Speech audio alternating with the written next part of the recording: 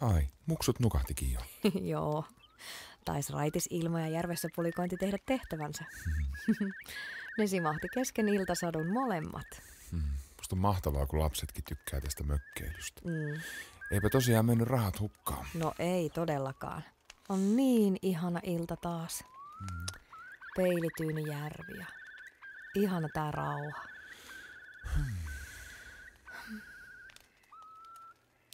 Olenko mä muistanut kiittää sua? Kiittää. Siis mistä? No siitä, kun käänsit mun pään silloin tähän maalle muuttoon. Ahaa. Enpä olisi ikinä uskonut, että täällä voi olla näin upeeta. No, sanotaan sitä nyt sitten vaikka naisen vaistoksi. Mutta kyllä mä jotenkin tiesin, että me kuulutaan tänne. Ja senkin, että sä viihdyt.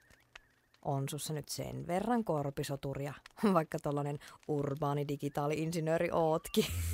No kyllä, tässä alkaa turhat urbaaniudet karsiutua pikkuhiljaa.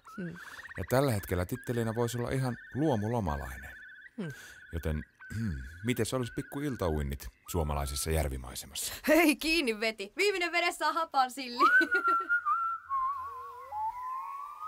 ework.fi